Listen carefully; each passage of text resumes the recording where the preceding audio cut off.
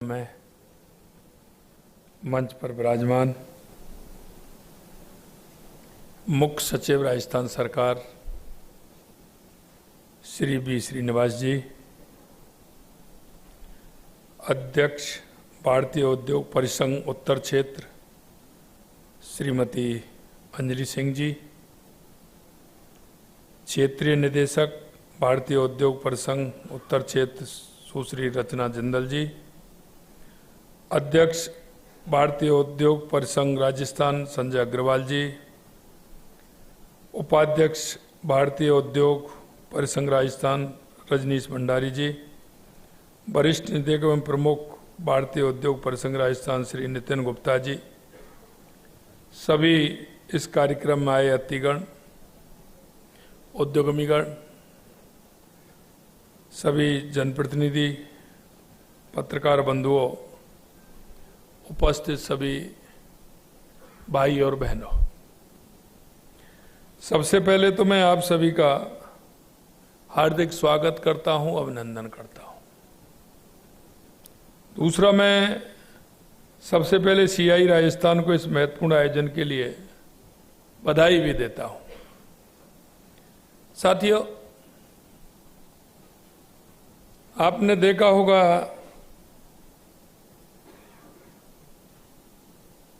पिछले 11-12 सालों में देश के यशस्वी प्रधानमंत्री नरेंद्र मोदी जी के नेतृत्व में देश के अंदर परिवर्तन होते हुए आपने देखा है। विशेषकर मैं उनसे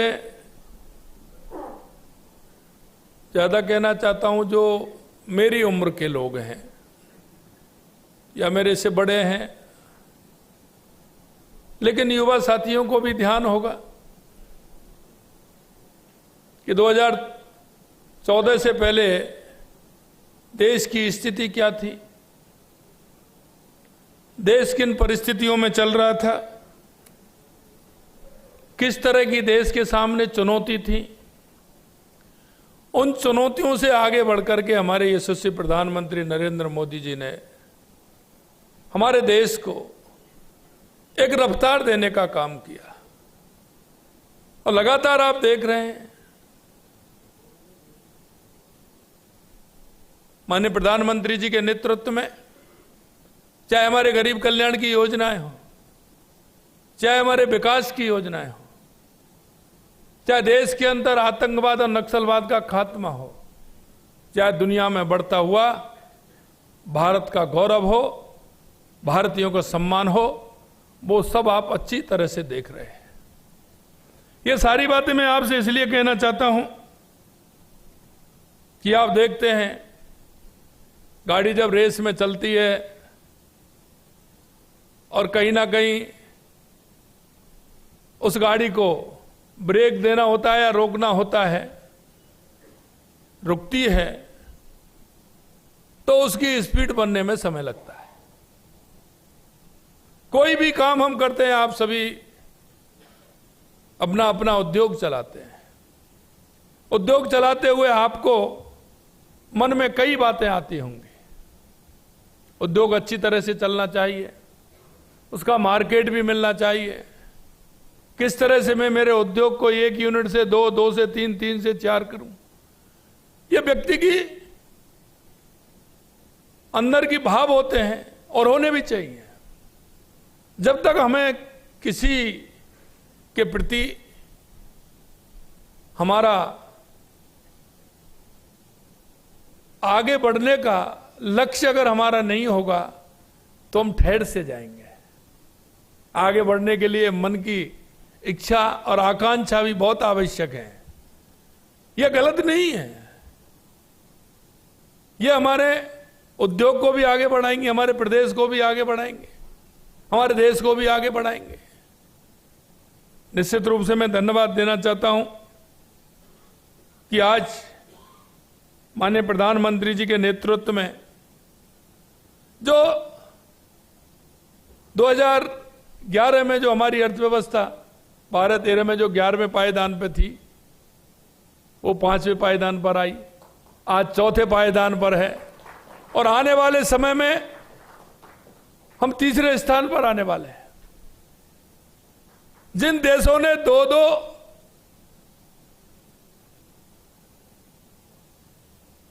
शतक तक 200 वर्ष तक इस देश पर हुकूमत की हो, वो आज अर्थव्यवस्था में हमसे पीछे है। जो आज की दुनिया में जो अपने आप को तकनीकी का मास्टर मानता है, जापान, वो आज अर्थव्यवस्था में हमसे पीछे है। मेरे भाइयों बहनों, मैं आपसे इतना कहना चाहता हूं कि जल्दी हम तीसरी विश्व की सबसे बड़ी अर्थव्यवस्था बनने जा रहे हैं। माननीय प्रधानमंत्री जी के नेतृत्व में विकसित भारत 2047 जो हमारी कल्पना है,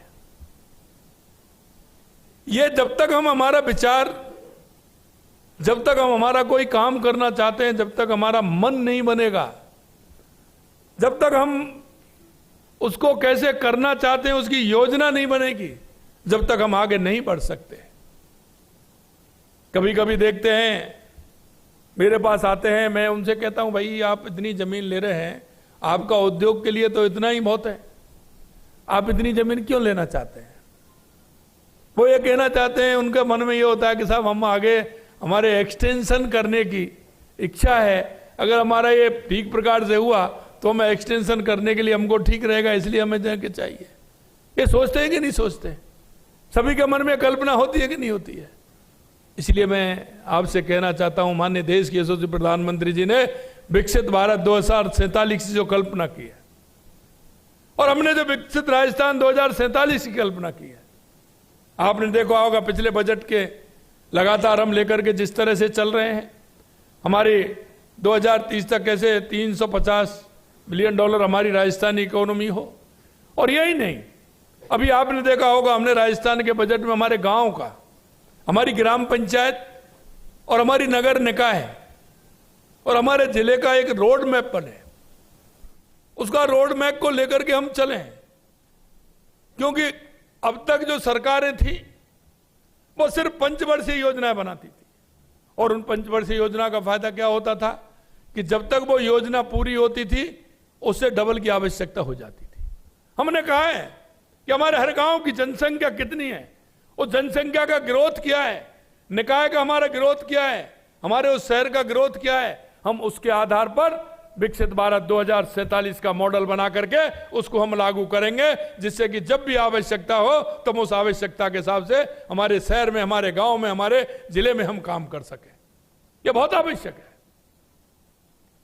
हमने कहा कि जब हम इसको लेकर के चलेंगे तो हमारे को आइडिया होगा कि आने वाले समय में हमने कितने पानी की आवश्यकता है, आने वाले समय में हमने कितने बिजली की आवश्यकता है, आने वाले समय में हमें कितनी गैस की आवश्यकता है, आने वाले समय में अगर वाहन बढ़ेंगे तो उसको हम कैसे करेंगे, इन वाहनों को हम कैसे ईवी पर लेकर के आए जिससे कि हमारा पर्यावरण ठीक प्रकार से रहे।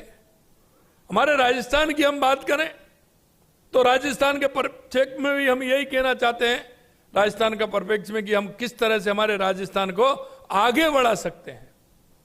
आज आप देख रहे हैं जिस तरह से काम होता है, किसी कॉलोनी उसमें एक छोटी पाइपलाइन डाल दी, छोटी सीवरेज लाइन डाल दी, उसकी आबादी बढ़ गई, कॉलोनी हमने बड़ी बना दी, लेकिन आवश्यकता हमें जितने कितने मकान थे उसकी ली।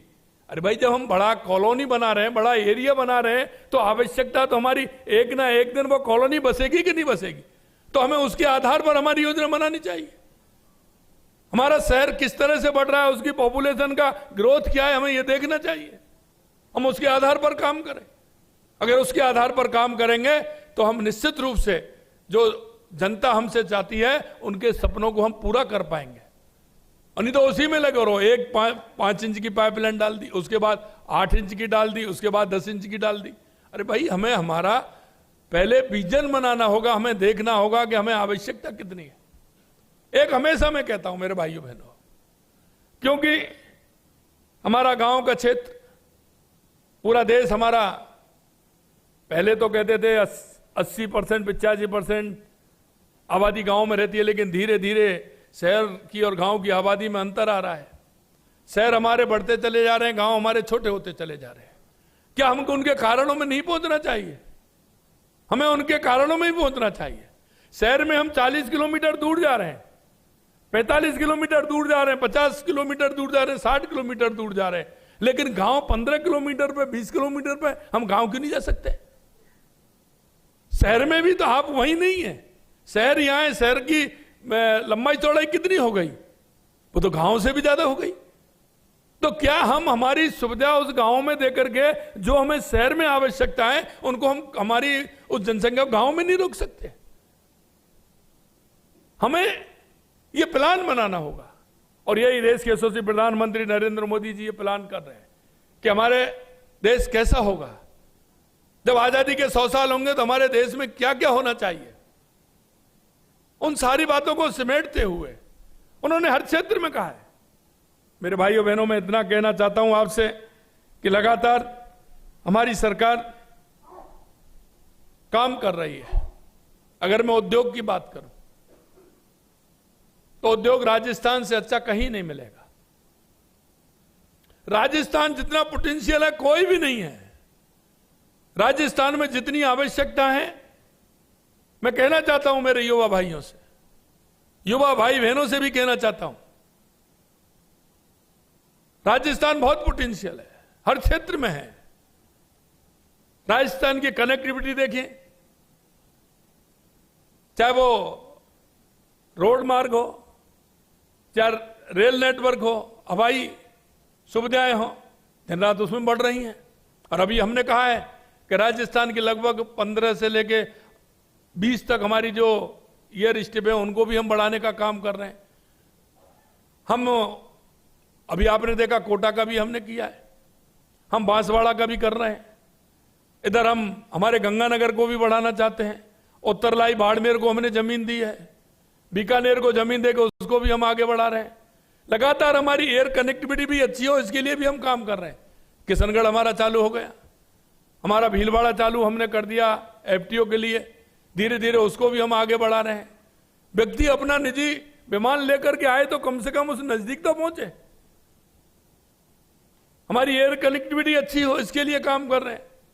रेलवे में जितना हमने काम किया है पिछले माननीय प्रधानमंत्री जी के नेतृत्व में, आज तक राजस्थान में कभी इतना नहीं हुआ। आप हाईवे देख रहे हैं, चाहे दिल्ली मुंबई कॉरिडोर देख लीजिए, चाहे हमारी भारतमाला एक्सप्रेस देख लीजिए, चाहे हमारे 9 ग्रीनफील्ड एक्सप्रेस जो हमारे बना रहे हैं उनको देख लीजिए। राजस्थान की दूरी इनको कैसे नजदीक किया जाए, इस क्षेत्र में भी हम काम कर रहे हैं। आपने देखा होगा राजस्थान हर क्षेत्र में आगे है।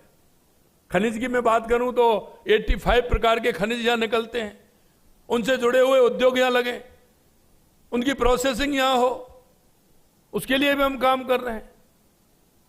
यही नहीं, हमने जिलों में ओडीओपी का काम आगे बढ़ाया है। उस जिले में किस चीज की पैदावार होती है, अच्छी होती है, वहां का उद्योग क्या है, उसके लिए भी हम काम कर रहे हैं।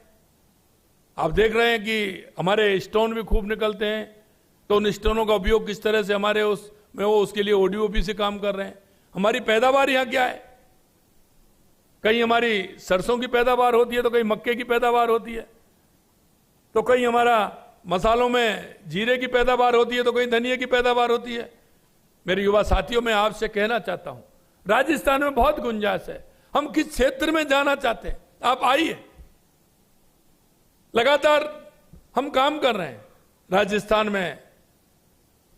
इधर खनिज के क्षेत्र में है तो इधर सूर्य भगवान की भी कृपा है, जमीन भी हमारे पास पूरी है, तो हम सौर ऊर्जा के अंदर भी काम कर रहे हैं। और अगर हम बात करें तो उसी रेगिस्तान में से ऑयल भी हमारे यहां निकल रहा है, हमारी रिफाइनरी भी तैयार हो गई है, तो पेट्रोकेमिकल्स में भी हम काम कर सकते हैं, प्लास्टिक के क्षेत्र में भी काम कर सकते हैं, फार्मा के क्षेत्र में भी काम कर सकते हैं, सिरेमिक के क्षेत्र में भी हमारे गुजरात हमारा यहीं से माल जाता है, लेकिन उसको हम यहां कैसे बनाएं, उसके लिए भी हमें काम करना चाहिए। बहुत सारी गुंजाइश है। अगर मैं टूरिज्म की बात करूं तो राजस्थान से ऐसा टूरिज्म कहीं नहीं है। यहां के बड़े बड़े किले, बड़े बड़े महल जो ऐतिहासिक है, हमारी यहाँ की हवेलियां, अभी हमने शेखावाटी में 662 हवेलियां को चिन्हित किया है, और मैं आपसे कहना चाहता हूं कि आइए, उसमें सरकार पूरी तरह से उनके लिए काम कर रही है, सहयोग भी दे रही है। क्योंकि आप देख रहे हैं सबसे ज्यादा अगर हमारा लॉजिस्टिक जो हमारे टूरिज्म है वो हमारा सीकर और झुंझुनू और हमारा चूरू के अंदर है। तो इसमें हम कैसे काम कर सकते हैं, कैसे उसको आगे बढ़ा सकते हैं। अगर आज मैं कहूँ होटल के क्षेत्र में आइए, मैं कई मेरे होटल वाले साथी हैं, हमेशा मिलते हैं, आते हैं। मैं जयपुर के अंदर अभी बहुत ज्यादा आवश्यकता है, जैसलमेर के अंदर आवश्यकता है, उदयपुर के अंदर आवश्यकता है, बांसवाड़ा के अंदर आवश्यकता है, रणथंभौर के अंदर आवश्यकता है, सरिस्का के अंदर आवश्यकता है, मेरे खाटू श्याम जी में आवश्यकता है, सालासरी जी में आवश्यकता है, मेहंदीपुर बालाजी में आवश्यकता है, गिरिराज जी में आवश्यकता है। हम कहां अपना काम कर सकते हैं। मैं आपसे इतना कहना चाहता हूं कि आप जहां जैसा चाहते हो वैसा करिए। आज तक किसी ने हमने 34 नीतियां बनाई हैं जिससे कि हमारा उद्योग ठीक प्रकार से समयबद्ध काम हो हमारा। और मैं आपसे यह भी कहना चाहता हूं, आप पूरी तरह से काम करिए, आइए, आपको कोई किसी भी तरह की परेशानी नहीं होने दी जाएगी। अगर आप किसी परेशानी कोई आई और आप अपने मन में लेकर के बैठे तो उसका तो कोई उपाय नहीं है। मैंने पोर्टल भी नंबर दिया है, वैसे भी नंबर दिया है, और मेरे यहाँ भी नोट करा सकते हैं, मैं अधिकारी जी के यहाँ नोट करा सकते हैं, सीएस साहब के यहाँ नोट करा सकते हैं। आपको कोई परेशानी है तुरंत उसका समाधान होगा, यह भी मैं आपसे कहना चाहता हूं।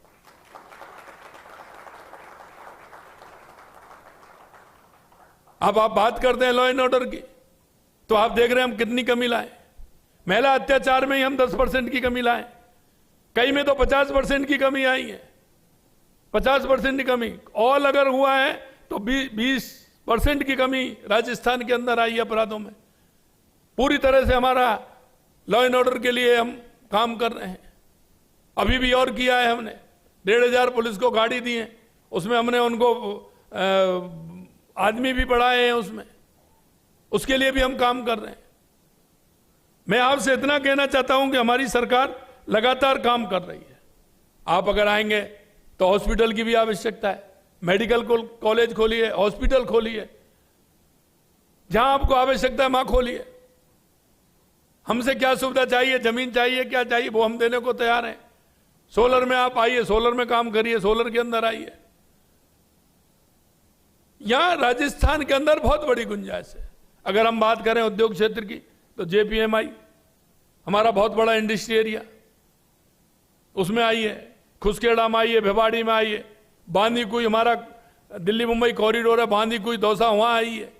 आपको कौन से स्थान पर चाहिए, आपको पानी का क्षेत्र चाहिए तो पानी के क्षेत्र में हमारा इंडस्ट्री एरिया है। आप जहां चाहते हैं वहां हम पूरी तरह से तैयार हैं। मेरे भाइयों बहनों, मैं इतना ही कहना चाहता हूं, हमने अभी युवा नीति लेकर के आए। युवा नीति में हमने कहा है कि कोई भी युवा आएगा 50 लाख रुपए से लेकर 1 करोड़ रुपए तक हम उसको देने वाले हैं, ब्याज में भी उसको छूट दे रहे हैं। आप आइए, अपना प्रोजेक्ट बनाइए, हम पूरी तरह से तैयार हैं। और एक बात जरूर मैं आपसे कहना चाहता हूं, जो उद्योग वाले होते हैं उनकी एक सबसे बड़ी बात है, और मैं जब मेरे से मिलने आते हैं तो मैं, कई लोग हैं, मैं उनसे कहा भी है, मैं मिलने आता हूं तो मैं कहता हूं, वो क्या है कि उनका उद्योग चल रहा है, बढ़िया चल रहा है, लेकिन जब उनसे बात करेंगे आपका उद्योग कैसा चल रहा है, फिर वो क्या कहेंगे, दाल रोटी निकल रही है, टाइम पास हो रहा है। यही आती है ना। आपका 1 यूनिट से 2 यूनिट हो गई, 2 से 3 हो गई, लगातार बढ़ रहे, फिर भी दाल रोटी निकल रही है। अरे भाई ऐसा मत करिए। मैं इसलिए नहीं कह रहा हूं, मैं इसलिए कहना चाहता हूं कि आपके पास जो हमारी युवा पीढ़ी, हमारे भाई और बहन है, आप इनको प्रोत्साहित करिए, इनको कहिए कि नहीं आप उद्योग लगाइए।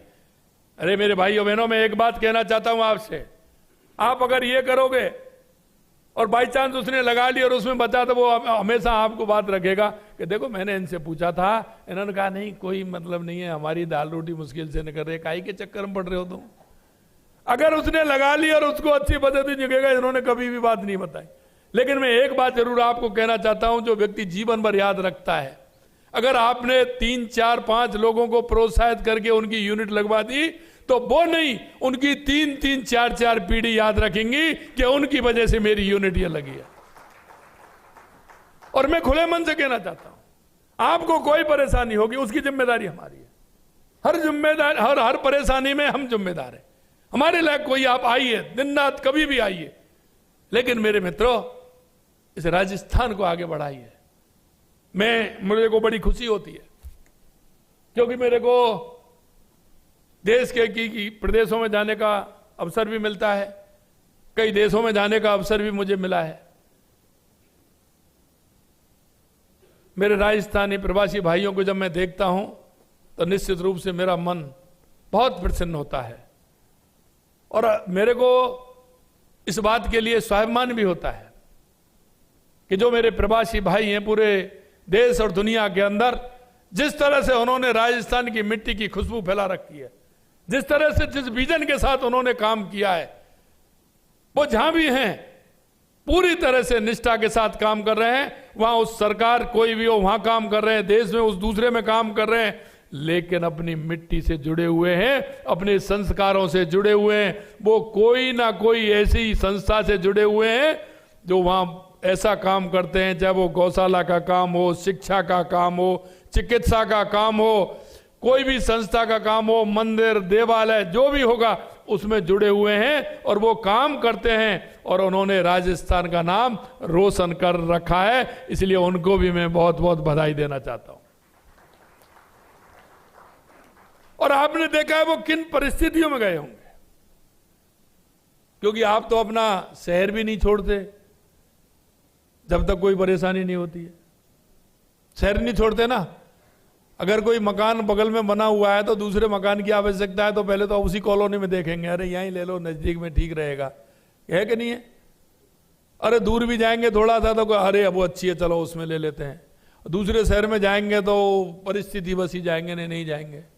अब आप देखिए कि वो आप तो कॉलोनी से कॉलोनी नहीं जाना चाहते, गांव से गांव नहीं जाना चाहते।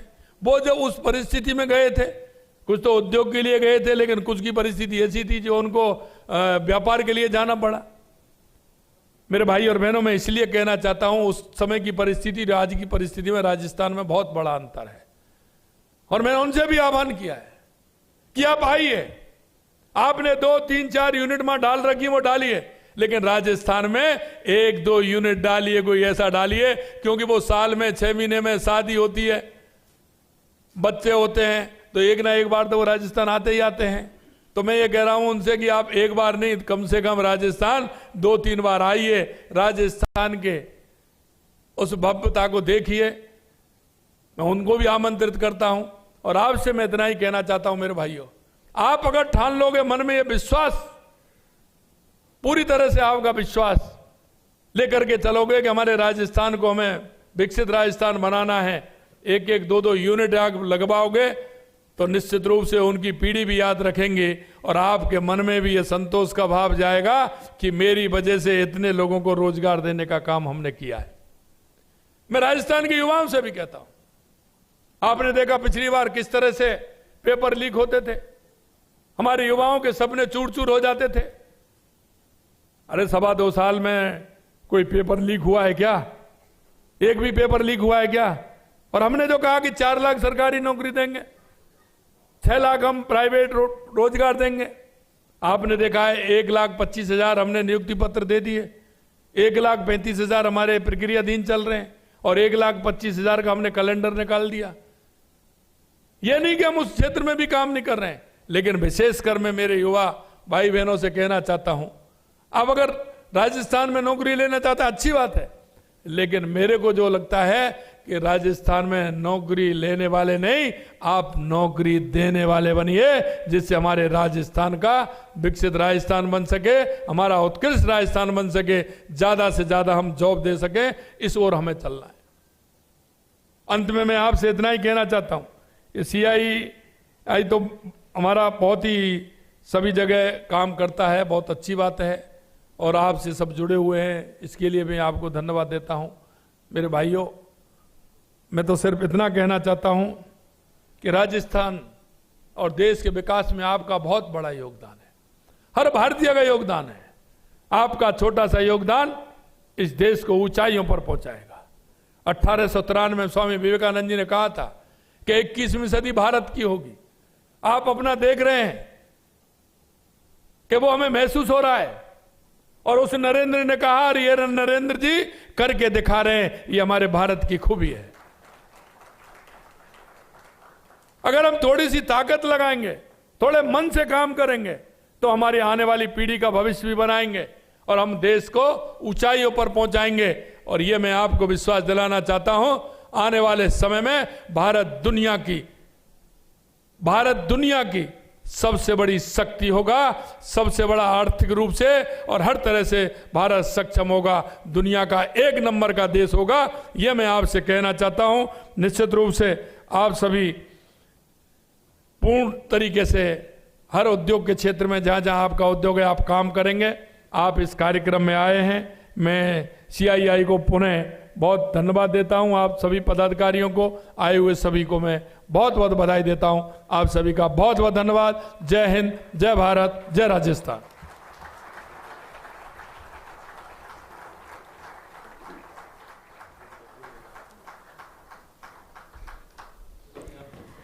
तो देखिए, मुख्यमंत्री भजनलाल शर्मा को आप सुन रहे थे इस पूरे कार्यक्रम से, जहां उन्होंने देश के विकास का भी जिक्र किया और साथ ही प्रदेश के विकास का भी जिक्र करते हुए नजर आए मुख्यमंत्री भजनलाल शर्मा। CII का ये पूरा कार्यक्रम, जिसमें उनकी मौजूदगी होटल रोज आमेर में। एक्सपेक्टेशन सर, और राजस्थान फर्स्ट जो आपका अप्रोच है, मैं 2-3 बार आपसे मिला हूँ और आज आपके उद्बोधन में जो आपने हमें बताया कि, और ये जो गांव वाली जो आपने बात बताई सर, कि जो आपका एक्सपीरियंस है कि गांव को भी उतना ही विकसित करो कि वहाँ पे गांव, फिर जिला, फिर शहर, मुझे लगता है ये बहुत ही यूनिक सोच है सर। ये मैंने पहले कभी सुनी नहीं है, लेकिन क्योंकि हम सब लोग गांव से शहर आना चाहते हैं, और आपने ये जो इंडस्ट्री से एक्सपेक्टेशन रखा है कि यहाँ पे आके उद्योग लगाइए, NRIs भी आके उद्योग लगाइए, और जो तीसरी जो सबसे इम्पोर्टेंट बात है कि आप खुले मन से बोल रहे हैं कि सर आप मुझे बताइए कि क्या कमी है,